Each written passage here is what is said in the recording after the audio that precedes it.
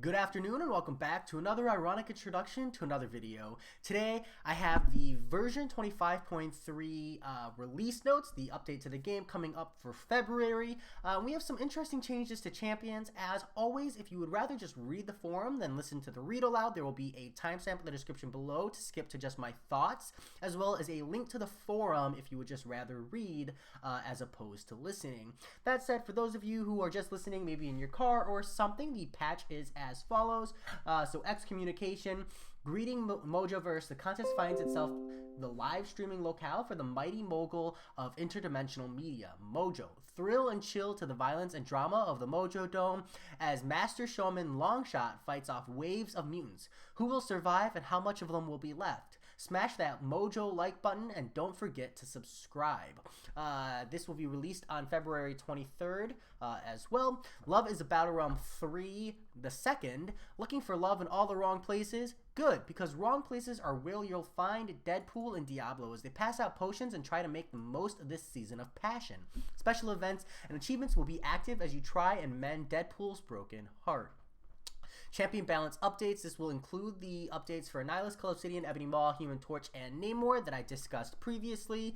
And so bug fixes and improvements. Prestige will now be displayed on Summoner Profile. Alliance Prestige will now be displayed on the Alliance info page. Your champion collection will now default to sorting by hero rating. Civil Warrior updated info page to correctly state that he perceives a permanent armor up passive instead of a buff. Corvus Glaive Special 1 will now correctly receive its plus 70% bonus damage if the opponent has an armor break active.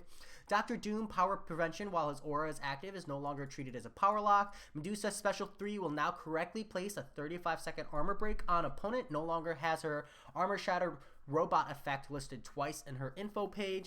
Old Man Logan updated info page to be better described in his special 2 critical bleeds. Omega Red Death Spores will once again prevent debuffs from being purified via the Tenacity node.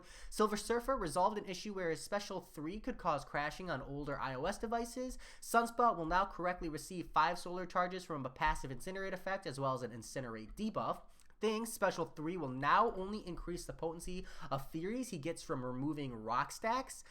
Vision will now properly gain Fury from the first of his name synergy with Vision Arcus after power burning an opponent. Mesmerize buff node will no longer stun the attacker if an evade failed to activate. Pre-fight abilities will now display how many fights remain before they expire.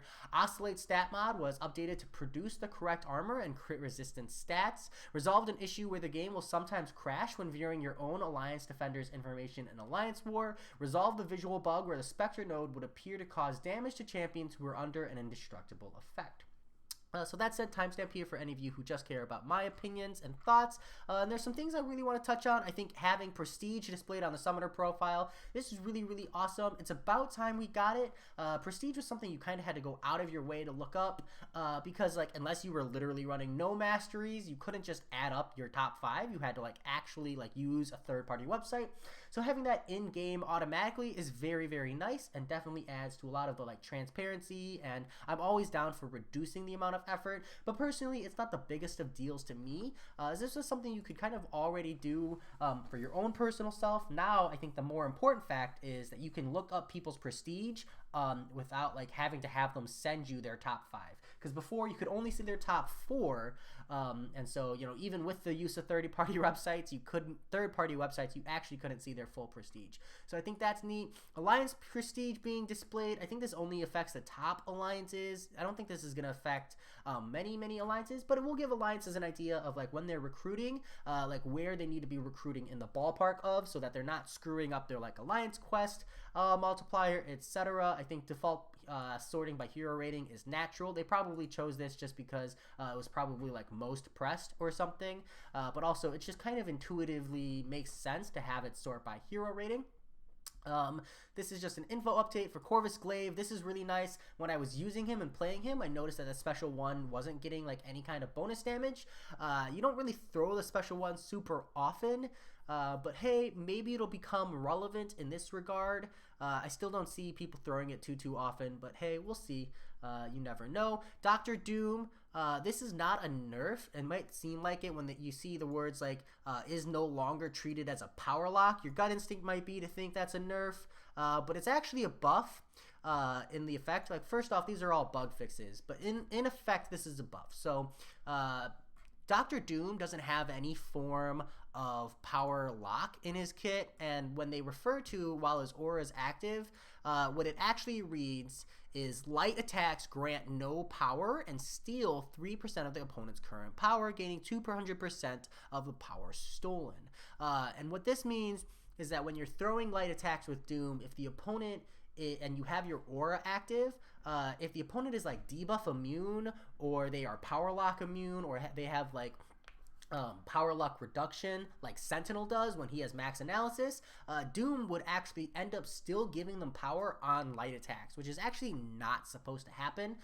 So you can look at it two ways. It's kind of a nerf, it's kind of a buff, in the sense that on those champions, technically Doom is getting more power per hit because he's stealing power based on the percentage of power that the opponent has. But on the flip side, the opponent is supposed to not be gaining power from light attacks in the first place, in which case, like, you can really avoid any kind of like major frustration. So it just kind of depends on your overall look. In general, I think it's mostly just a bug fix, because when they probably coded it to act like a power lock, not thinking that they would run into this kind of a problem where it would like not work properly against certain champions. So they probably just like changed it to not so much changed it to a power lock so much as they changed it to like a passive power lock, or just set the number of power on, during aura phase for like power generated on a light attack to 0, changing that number. I'd have to see the code itself and then get an understanding of how coding looks and be able to read it, but I know enough about it to get that kind of a preface. As for Medusa here, don't worry, this is actually a good thing. So Medusa's special 3 both places an armor shatter and an armor break on the opponent. Currently, she's only placing the armor shatter, which is the important part, and that is really valuable to have, but it's currently not placing the armor break as well, which kind of hurts her like long-term fight damage. So getting that armor break as well is very, very positive. Definitely something that needed to be fixed. So, and that's at least my interpretation of it. If I'm wrong and it turns out that they're taking away the armor shattered, this is going to be a completely different thing. But I read the words "will now" correctly, and I'm assuming that that's the bug that they are correcting. Old Man Logan, this is just an info thing. Omega Red, so this is really nice. I was under the impression that the way the Tenacity node worked was that it was passive, and then that like Omega Red spores are passive, and then they just gave priority to the global node. So it's really nice to see that they're deciding, hey, Omega Red's debuffs and death spores, not being able to purify debuffs, that is the passive priority. So this is really solid. Omega Red being like one of the best options for like masochism, because once you hit 10 spores, they can't shrug that stun, etc. So having that work on the Tenacity node is very, very nice to have, and that also means the interaction with like Agent Venom and stuff maintains true. Next up, we have Silver Surfer. I just want to comment, I think it's funny that his special 3 may not deal a lot of damage, but it's definitely OP enough to crash your device. Be wary. Sunspot here, I think the major instinct, like my first draw here on a passive Incinerate, is how Sunspot will fare against Mephisto.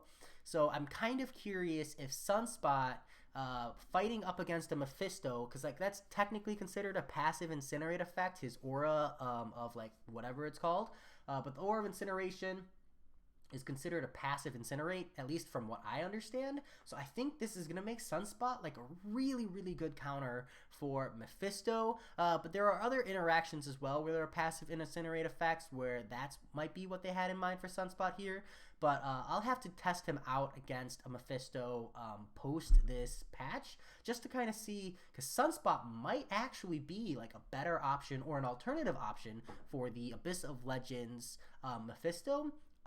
Yes, he doesn't do anything to respond to the healing, but if he's just hitting hard enough to knock him down very quickly and like essentially having a permanent 15 solar flares, you could just rinse like special 1s and special 2s on Sunspot for big damage, and then take the Mephisto out that way. So long as you're playing like near perfect and not dying, giving Mephisto extra charges, that might be like one alternative use there. So I'd really like to know how that interacts. So that's something I'll be looking for. Next up, we have Thing, and this is overall a nerf to Thing.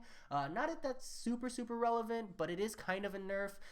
So the major thing here is that it affects the Thing and Champion synergy. So Champion, when you have Champion with Thing and you are about to die, you gain an indestructibility for 8 seconds, and while you are hit while indestructible, you gain a 100% Fury. So now, when you use the like Thing, Champion, Hela, Angela, Heimdall synergy for like the meme team, you can't get like let the opponent hit into you, get like 4 or 5 big Furies, and then boost them with his special 3 as well. And you know, that's fair. Thing meme team is already pretty strong, but yeah, this is definitely an overall nerf to that meme team strategy, which was like already set on using revives, etc., and kind of like very specific uses, namely like variant 2. But you know, that's okay. The other like strategy of just throwing a special 2 works just as well, in my opinion. And then this vision fix is nice as well. Touching on this pre-fight ability, this is important. I think the first one I can think of is like Sabretooth. There are definitely other options here, but that's the one that instantly comes to my mind. And then finally is the resolved an issue where the game will sometimes crash when viewing your Alliance's defender information. This is huge because this was like really, really frustrating and kind of like makes it very difficult for a lot of officers to do work. And it actually affected some people in my Alliance who just permanently couldn't look at Alliance defense information. So they were completely reliant on everybody else. Just kind of a nice fix. So overall, you know, we definitely got some very, very important things I'd like to look out for. Namely, like Thing and Sunspot are the two I'm like really interested in keeping an eye on. But let me know if there's any interactions I missed or things you think are like really important here that I'm overlooking. And I'll talk to you all later. Peace.